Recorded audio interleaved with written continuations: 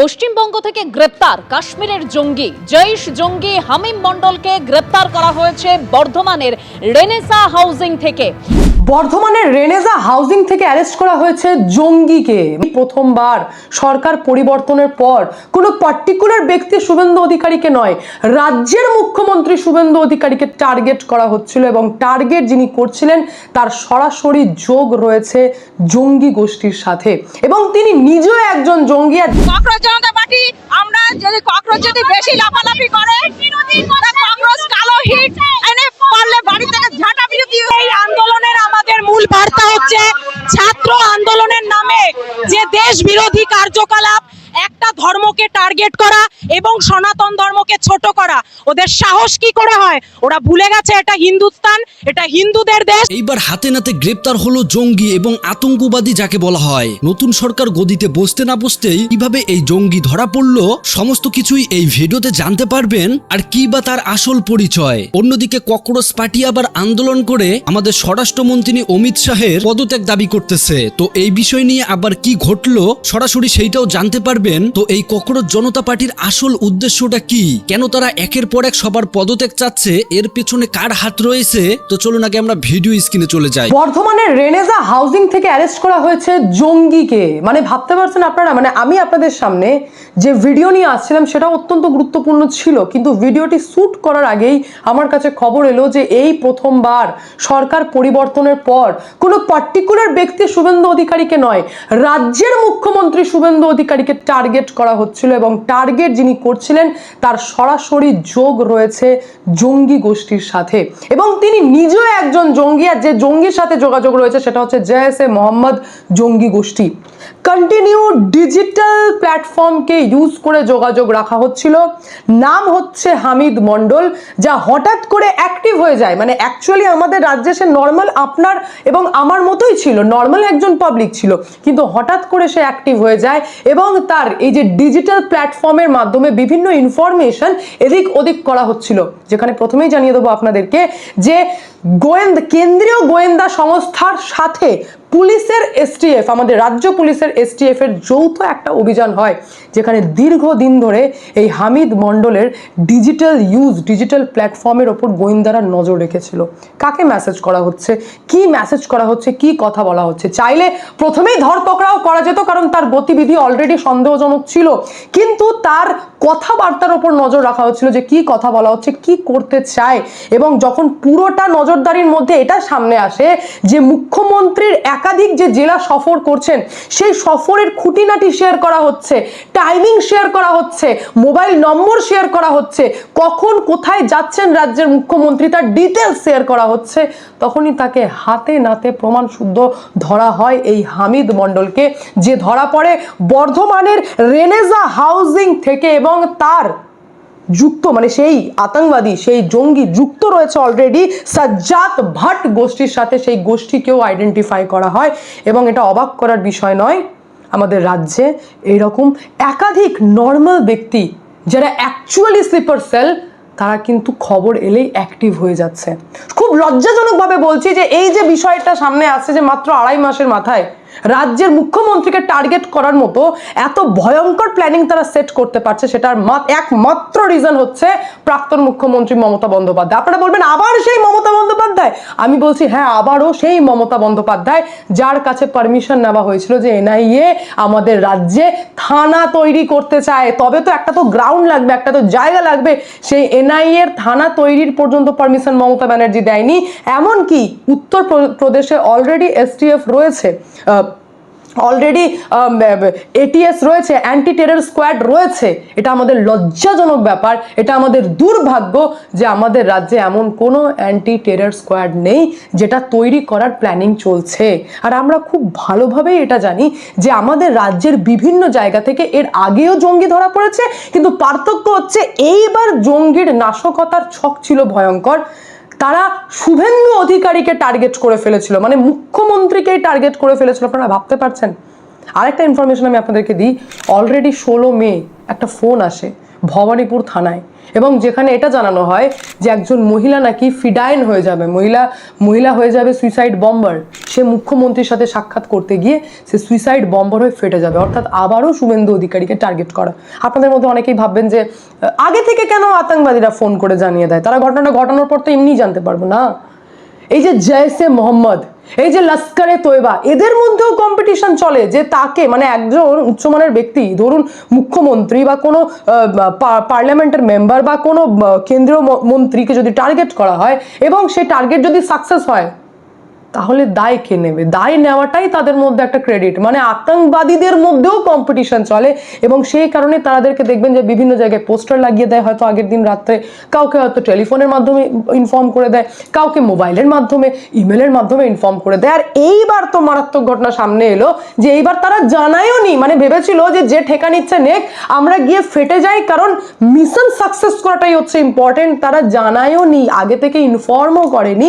STF এবং কেন্দ্রীয় গোয়েন্দা সংস্থা তাদের ডিজিটাল প্ল্যাটফর্ম যেহেতু নজর রাখা হচ্ছিল, তাদেরকে ট্র্যাক করা হচ্ছিল যে তাদের গতিবিধি ঠিক কি হয়, এবং তারপরে ধরা পড়ে হামিদ মন্ডল, একজন জঙ্গি যার জয়সে মোহাম্মদের সাথে সরাসরি সম্পর্ক রয়েছে। কাশ্মীরের সাথেও, মানে কাশ্মীরি জঙ্গির সাথেও সে ডিজিটাল প্ল্যাটফর্মের মাধ্যমে কথাবার্তা বলছে। মানে এটা একটা বিরাট বড় ষড়যন্ত্র, যা বড় সড়ো, মানে বলতে পারেন সাকসেস এসটিএফ এর, কেন্দ্রীয় গোয়েন্দার সংস্থার জন্য এটা বিরাট বড় সাকসেস, এবং আমাদের রাজ্যের জন্য এটা অত্যন্ত দুঃখজনক ব্যাপার যে 2.5 মাসের মধ্যে এরকম ঘটনা হচ্ছে। মানে আগামী দিন তো পড়ে রয়েছে, সরকার পরিবর্তন 2.5 মাসের মধ্যে মুখ্যমন্ত্রীকে টার্গেট করা হচ্ছে, এটা কিন্তু নিজের মধ্যেই একটা মারাত্মক বিষয়। আজ আমি বেসিক্যালি আপনাদের সামনে যে বিষয় খবরটা নিয়ে এসেছিলাম সেটা হচ্ছে যন্তর মন্তরকে নিয়ে। কারণ আমরা প্রত্যেকেই জানি যে স্টুডেন্ট প্রোটেস্ট চলছিল, যেখানে সরকার 2 পা পিছিয়েছে। আজ আমি বলতে বাধ্য হচ্ছি যে ঝুলি থেকে এবার বেড়াল বেরিয়ে আসছে। অর্থাৎ টার্গেট ধর্মেন্দ্র প্রধান ছিলেন না, টার্গেট ছিলেন আমাদের দেশের কেন্দ্রীয় মন্ত্রী তথা আমাদের গৃহমন্ত্রী অমিত শাহ। একদমই ঠিক শুনছেন আপনারা, এইবার যন্তর মন্ত্রে নাকি আবার প্রোটেস্ট করা শুরু হবে। তারা বলছে আবারও আমরা আন্দোলনে নামবো। সরকারকে রীতিমতো হুঁশিয়ারি দেওয়া হচ্ছে এবং টার্গেট করা হচ্ছে যে আমরা এবার অমিত শাহের ইস্তফা চাই। এর ভেতরে প্রচুর গল্প রয়েছে, প্রচুর ঘটনা রয়েছে, আমি সবটাই আপনাদেরকে জানাবো। কিন্তু তার আগে আমি একবার আপনাদের সামনে একটা পোস্ট আমি সামনে তুলে ধরবো। সেটা আর কেউ নয়, অত্যন্ত পরিচিত ফেস এবং যার গতিবিধি নিয়ে আমার ব্যক্তিগতভাবে সন্দেহ হয়, সেটা হচ্ছে অভিজিৎ ডিপকে। সে আবারও পোস্টের মাধ্যমে জানিয়েছে যে যেভাবে সরকার আমাদের নাকি ডিম্যান্ড ফুলফিল করছে না, সরকার এখনো পর্যন্ত আমাদের কোনো কাজ করেনি, এবং স্টুডেন্টের ওপর যেভাবে মারধর করা হচ্ছে, অ্যাটাক করা হচ্ছে, তাদেরকে যেভাবে টার্গেট করা হচ্ছে, আমরা কিন্তু 24 ঘন্টা সেই স্টুডেন্টের সাথে যোগাযোগে রয়েছি। মানে আমি জাস্ট বলছি, এটাই হিন্দিতে উনি লিখেছেন যে আমি যোগাযোগে রয়েছি, আমি খুব তাড়াতাড়ি যদি সরকার না থামে তাহলে আমরা বড় প্রোটেস্টে নামতে চলেছি, এবং সেই প্রোটেস্টের দাবি হবে অমিত শাহের ইস্তফা চাই। আরে বিষয়টা তো এটাই ছিল, গল্প অন্যদিকে ঘুরছিল না। আসলে সরকার এখানে বিরাট নিজের বুদ্ধিমত্তার পরিচয় দিয়েছে, দেশের প্রধানমন্ত্রী নিজের বুদ্ধিমত্তার পরিচয় দিয়েছিলেন, এবং ধর্মেন্দ্র প্রধানও বুদ্ধিমত্তার পরিচয় দিয়ে স্টুডেন্টের সমস্ত ডিম্যান্ড ফুলফিল করে ধর্মেন্দ্র প্রধান ইস্তফা দিয়েছিলেন। যেখানে আপনারা বলছিলাম যে ককরোচকে ভয় পাবার কি আছে, সরকার কি নিকম্মা হয়ে গেছে, সরকার কেন পিছিয়ে যাচ্ছে। আজ আমি বুঝতে পারছি কেন সরকার এত বড় প্ল্যানিংকে বুঝে গেছিলেন আগে থেকে, যে এখানে স্টুডেন্ট ইমোশনকে কাজে লাগিয়ে বেশ কিছু ব্যক্তি সাদা পোশাকে, যারা স্টুডেন্টের ইমোশন, স্টুডেন্টের ভাড়াস, স্টুডেন্টকে ভয় দেখিয়ে তারা আমাদের দেশে একটা সিভিলিয়ান আনরেস্ট তৈরি করতে চাইছে। অর্থাৎ ভালো করে ব্যাপারটা বুঝবেন আমি কি বলতে চাইছি। এটাই বলতে চাইছি যে যখন আমি আমার চোখে দেখছি যে কোনো হসপিটালে দুর্নীতি হচ্ছে বা রাস্তায় এখনো দুর্নীতি চলছে, তো কি হচ্ছে, আমাদের কিন্তু রাগ তৈরি হচ্ছে। সেরকম ভাবে প্রশ্নপত্র ফাঁস বা প্রশ্নপত্র টাকা দিয়ে বিক্রি করে যে সমস্ত মাফিয়ারা, তাদের প্রতি কিন্তু স্টুডেন্টের একটা রাগ অটোমেটিক্যালি তৈরি হয়। কিসের ওপর রাগ তৈরি হয়? সেই পার্টিকুলার মাফিয়ার ওপর রাগ তৈরি হয় না, রাগ হয় সিস্টেমের ওপর। এবং স্টুডেন্টদেরকে রীতিমতো ভয় দেখানো হলো যে তোমাদের ভবিষ্যৎ খারাপ হয়ে যাবে, তোমাদের প্রশ্ন বিক্রি করে দিচ্ছে, তোমাদের তো কোনো দামই নেই। অর্থাৎ তারা কিন্তু ধীরে ধীরে ভাড়াস তাদের মধ্যে ভরতে থাকে, তারা বারুদের মতো তৈরি হয়ে থাকে যে আমি কোথায় ফাটবো, এবং সেখানে ব্যাক থেকে তিল্লি লাগানোর কাজ করে থাকে এই সমস্ত বিদেশি ফান্ডেড লোকজন যারা চায় যে ভারতে আনরেস্ট হোক। আজ আপনারা খুব ক্লিয়ারলি বুঝতে পারছেন যে নেপালের পরিস্থিতি কি। নেট অন করে দেখুন, নেপালে অলরেডি রায়ট চলছে, সেখানের পরিস্থিতি অত্যন্ত খারাপ। সেম ভাবে ভারতেরও প্ল্যানিং ছিল। আর এইবার ডিম্যান্ড শুধুমাত্র অমিত শাহের ইস্তফা নয়। কেন অমিত শাহের ইস্তফা শুনলে আপনাদের মাথা গরম হয়ে যাবে।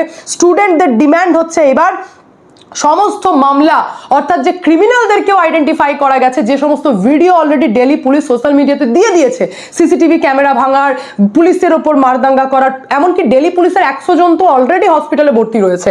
তো ডিম্যান্ড হচ্ছে স্টুডেন্টের যে সমস্ত মামলা নাকি প্রত্যাহার করতে হবে, এটা একটা খুব বিরক্তিকর ডিম্যান্ড। সেকেন্ড হচ্ছে আটক ব্যক্তিদের মুক্তি দিয়ে দিতে হবে। দেখুন ডিম্যান্ডটা কোন দিকে ঘুরছে। আর কিন্তু পেপার লিক বা স্টুডেন্টের ভবিষ্যতে নেই। এইবার ডিম্যান্ড হচ্ছে সমস্ত মামলা প্রত্যাহার, যে সমস্ত ব্যক্তিকে অ্যারেস্ট করা হয়েছে তাদের মুক্তি দিতে হবে, আর ফার্দার কোনো মামলা করা যাবে না। এটা ভীষণ ভীষণ মানে এমন একটা ডিম্যান্ড যে ডিম্যান্ড ফুলফিল করারই নেই, এমন একটা ডিম্যান্ড যেটা স্টুডেন্ট রাখছে, এবং যদি এটা ফুলফিল না করা হয় তাহলে অমিত শাহের ইস্তফা দিতে হবে। অর্থাৎ ঝুলি থেকে এইবার বেড়াল বেরোলো। মানে সরকারের যেটা অ্যান্টি পেপার লিক বিল আনা সেটা ম্যাটার করলো না, হাই ভোল্টেজ কমিটি গঠন করা সেটা ম্যাটার করলো না, পেপার লিকের মুদ্রা কোনো ম্যাটারই করলো না। এখানে ম্যাটার করলো অমিত শাহের ইস্তফা চাই। এবার কেন অমিত শাহের ইস্তফা চাই সেই বিষয়ে আপনাদেরকে জানতে হবে। অলরেডি মিজোরামের দিক থেকে 11 তারিখে প্রোটেস্ট বার করার অ্যানাউন্সমেন্ট করে দেওয়া হয়েছে। কেন 11 তারিখ অব্দি ওয়েট? এই কারণেই 11 আগস্ট পর্যন্ত ওয়েট করা হচ্ছে, যাতে চার্চ এবং বিভিন্ন ধর্মের যে মানে চেঞ্জেস করা হয়েছে তাদেরকে, এবং বিভিন্ন এনজিও যারা হেড রয়েছেন এবং এই এনজিওর কমিটিতে যারা রয়েছেন তাদেরকে এক জায়গায় নিয়ে একটা বড় প্রোটেস্ট ভারতের বিরুদ্ধে কেন করা হবে? কারণ হচ্ছে এফসিআরএ বিল তো রয়েছেই, এফসিআরএ বিল তো রয়েছেই, তার পাশাপাশি the registration of birth and death amendment bill 2026 এই মনসুন সেশনেই পাস করানোর কথা রয়েছে। আর এই বিল যদি পাস হয়ে যায়, বলতে পারেন এটা অমিত শাহের টার্গেট, এটা অমিত শাহের টার্গেট যে এফসিআরএ বিলও পাস করাতে হবে আর তার সাথে বার্থ অ্যান্ড ডেথ অ্যামেন্ডমেন্ট বিলও পাস করাতে হবে। এই বিল যদি পাস হয়ে যায় তাহলে আমাদের দেশে এই যে দেখছেন অবৈধভাবে লোকজন, এই যে দেখছেন শুভেন্দু অধিকারীকে খুন করার জন্য একটা পরিকল্পনায় জঙ্গি ধরা পড়লো, থাকবে না, সবকে ট্র্যাক করা যাবে। এক তো হচ্ছে আপনাদের সমস্ত ডকুমেন্ট লিঙ্ক করা হয়ে গেছে, এই দুটো বিল পেশ হয়ে গেলে এনজিওর মাধ্যমে বিদেশি ফান্ডিংটাও আটকানো যাবে, এবং বার্থ আর ডেথ সার্টিফিকেট তৈরি যেটা করা হচ্ছে অবৈধভাবে, সেখানেও কোথাও না কোথাও একটা বিশাল বড় প্রোটেকশন বলয় তৈরি করা হচ্ছে, যাতে আমাদের দেশের মধ্যে অবৈধ নাগরিক বলে কেউ থাকবেই না। অবৈধ কোনো ব্যক্তি আমাদের দেশে ঢুকে স্লিপার সেলের মতো এরম ব্যক্তিদেরকে অ্যাক্টিভেট করা, তারা আপনাদের সামনে চায়ের দোকানে বসে নর্মাল চা খাচ্ছে, কিন্তু তলায় তলায় তারা কিন্তু নিজেদের প্ল্যানিং ছকছে। ওপর থেকে একটা অর্ডার এলেই তাদের ভেতরকার আত্মা যে বেরিয়ে চলে আসছে, অ্যাকচুয়াল তারা কি, এই সমস্ত ঘটনাকে পুরোপুরি সাপ্রেস করা যাবে। অর্থাৎ সরকার কড়া হাতে পুরো রাজ ধরতে চাইছে। এই যে তলায় তলায় একটা প্ল্যানিং চলছে ভারতের ডেমোগ্রাফিকে চেঞ্জ করে দেওয়ার, যেটা হয়ে গেছে, তার ওপর সরকারের একটা ব্রহ্মাস্ত্র বলতে পারেন প্রয়োগ করা, আর তারই বিরুদ্ধে এখন বিভিন্ন জায়গা থেকে উস্কানো চলছে যে না, আবারও স্টুডেন্টদেরকে উস্কাও। কারণ একটা প্রোটেস্ট তো সরকার তো সব ডিমান্ড ফুলফিল করে তো প্রোটেস্ট উঠেই গেল, কোনো কারণ তো নেই। স্টুডেন্ট নিজের মধ্যেই কোনো কারণ খুঁজে পায়নি যে আমরা কেন বসে থাকবো। আবার সেই বসে রাখার জন্য আবার যেন তারা বসে, তার জন্য এই সমস্ত কি বলবো একটা মানে ফালতু একটা ডিমান্ড পেশ করা হচ্ছে, যে এই ডিমান্ড যদি ফুলফিল করে, যদি না করে সরকার, তাহলে আবারও যন্তর মন্তরে বসবে। শুধু এখানেই ভাববেন না যে আমি এন্ড করছি। বুঝুন, কালকে হঠাৎ করে পার্লামেন্টে 40 মিনিটের একটি হাই ভোল্টেজ মিটিং নেওয়া হয়। অবাক বিষয় হচ্ছে, বহুদিন পর আমি এরকম দেখলাম অজিত ডোভাল, যার অ্যাকচুয়ালি বয়স হয়েছে, সেই অজিত ডোভাল তড়িঘড়ি পার্লামেন্টে ঢুকলেন। শুধু তাই নয়, পার্লামেন্টে অলরেডি যেখানে এই অ্যান্টি পেপার লিককে নিয়ে বিল পেশ করা হচ্ছে, এটা পাস হয়ে গেছে। বিরোধী কেউ ছিল না, বিরোধী বেরিয়ে চলে গেছিল, বিল কিন্তু পাস হয়ে গেছে, যেটা স্টুডেন্টের ডিমান্ড ছিল। তখন এন্ট্রি হয় অজিত ডোভালের। সংসদের একটি ভবনে গোল টেবিল বৈঠক বসে, দরজা বন্ধ। প্রেজেন্ট কারা ছিলেন? অজিত ডোভাল ছিলেন, অমিত শাহ ছিলেন আইবি চিফ, ছিলেন বেশ কিছু আমাদের যে প্যারামিলিটারি ফোর্সেস রয়েছে তার ডিরেক্টর জেনারেল, এবং উপস্থিত ছিলেন গৃহ সচিব। ওনাদের সাথে একটি হাই ভোল্টেজ মিটিং হয়, যেটা 40 মিনিটের বৈঠক ছিল।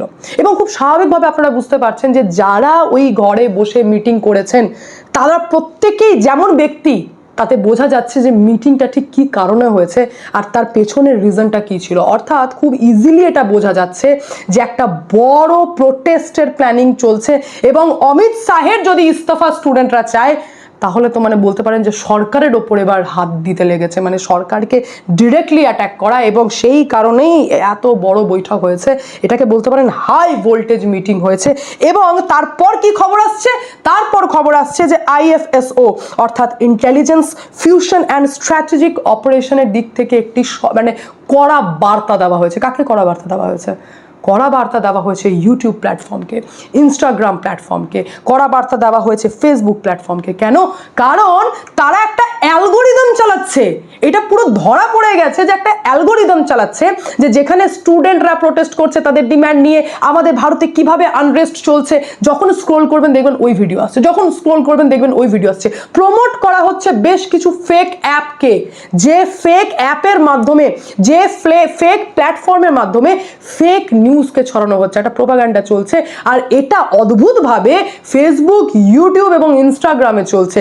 এবং ভারত সরকারের দিক থেকে যখন সেই সমস্ত অ্যাকাউন্টকে আইডেন্টিফাই করা হচ্ছে যেগুলো ফেক অ্যাকাউন্ট এবং ফেক ভাবে অপারেট করা হচ্ছে, যেখানে পাকিস্তানেরও বেশ কিছু ইনভলভমেন্ট পাওয়া গেছে, চায়নার বেশ কিছু ইনফ্লুয়েন্স পাওয়া গেছে, তো বাস কোনো অ্যাকশন নেই, উল্টো আমাদের দেশের প্রধানমন্ত্রীর ভিডিওই ব্লক হয়ে যায় কিছুক্ষণের জন্য। তো এই যে উল্টো অ্যালগোরিদম চলছে, এই কারণে IFSOর দিক থেকে একটা কড়া বার্তা দেওয়া হয়েছে এবং এটা জানানো হয়েছে যে যে যে অ্যাকাউন্ট এবং ফেক নিউজকে আইডেন্টিফাই করা হবে সেই সমস্ত প্ল্যাটফর্মকে ব্লক করতে হবে, আর করতেই হবে।